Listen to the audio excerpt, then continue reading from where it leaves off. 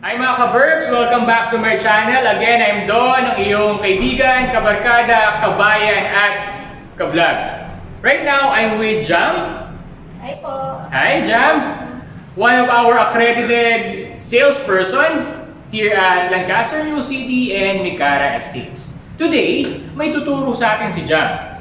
Bakit ba kailangan na natin magkaroon ng sariling bahay? Gaano ba ka-importante magkaroon ng sariling bahay? Jam? Kasi po sir, meron po akong bibigay sa kanila na tatlong tips kung bakit nila kailangan bumili ng bahay dito sa Micara Homes. Yan, bibigyan tayo ng tips ni Jam kung bakit kailangan nyo nang bumili ng sarili ninyong bahay. Yan, if you like this video, kung interesado kayong malaman ito at makakatulong to para sa inyo, please watch this and paki-subscribe na rin at paki-share sa inyong mga friends. If you have question, mag-comment na rin kayo. Okay mga ka-Berks?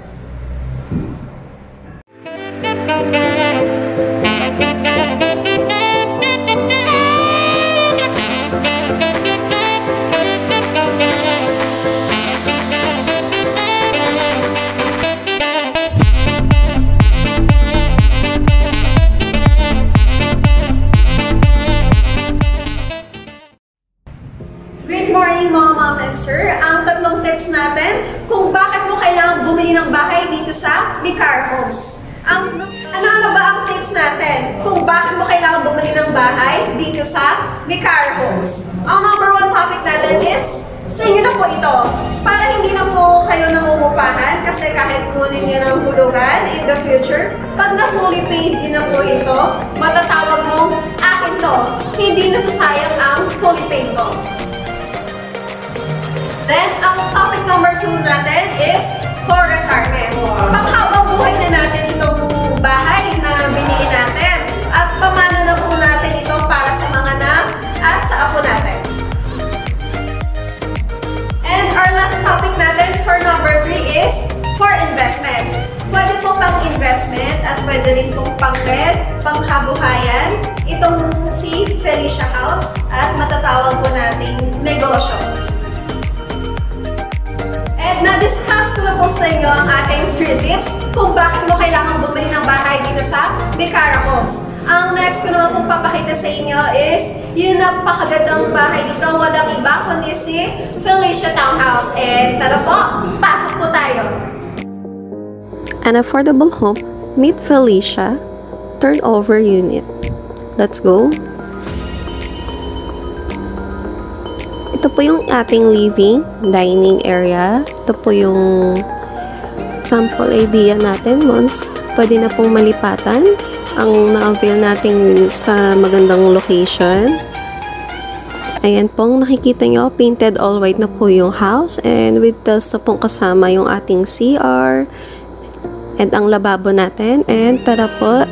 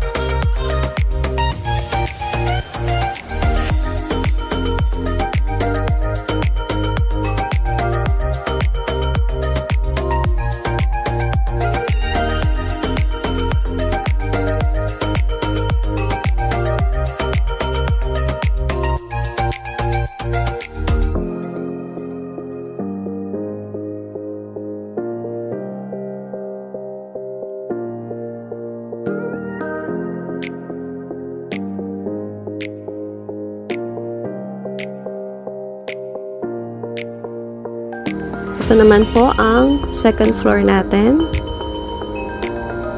Meron po tayong 1 bedroom sa baba and 2 bedrooms sa taas po. Meron din po tayong toilet and bathroom. Isa po sa taas, isa rin po sa baba. At meron din po tayong provision type for air conditioner. And meron din po tayong pangmalakihang kwarto, yung master's bedroom, para din po sa mga married couple. Ayan po. For more details, free site viewing and reservation, mag-comment and you may private message me or just call me ASAP para sa mas malinaw explanation. Maraming salamat po. Nagustuhan niyo po ba ang aming Felicia turnover unit? Ang next topic naman pong papakita namin sa inyo is yung dress-up unit para po ma-idea kayo kung paano po natin i-design nyo ang bahay. And tara po! Magandang araw po! Nandito naman po tayo sa Felicia Dress-Up Unit, isa sa mga 2-story townhouse dito sa Mikara Homes. Felicia, meron po tayong lot area, floor area, 50-50 square meters up and down, back and front. Its property line would start from here up until now. Pwede po kayo magpalagay ng fence and gate o kaya naman landscape surrounding your property line. Also, meron po siyang 3 bedrooms, 1 toilet bathroom, 1 powder room, and 1 provision for parking space.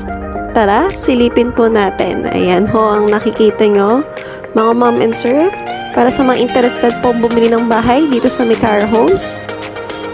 Again, for more details, free site viewing and reservation, mag-comment lang po kayo or you may call me ASAP anytime you want. Pagpasok nyo po, makikita nyo ang living, dining. Dito po yung nilagay ang sofa, dining table. Ayan po ang sample idea natin para magka-idea po kayo kung paano po natin i-design ang bahay.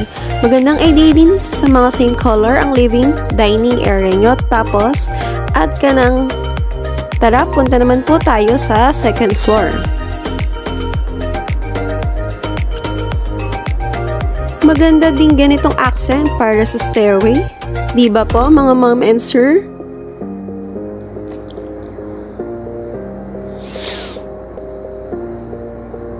Dito po sa labas, meron po tayong 2 bedrooms. Itong bedroom para sa mga kids.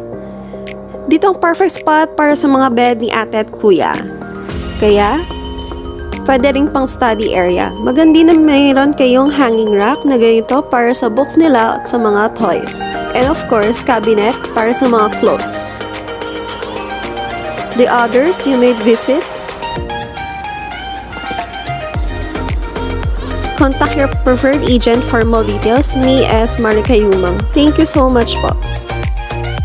Hey mga mom and sir, please don't forget to like, share, then subscribe. Okay, and don't forget to click the notification bell for more updates mga ka-Berks.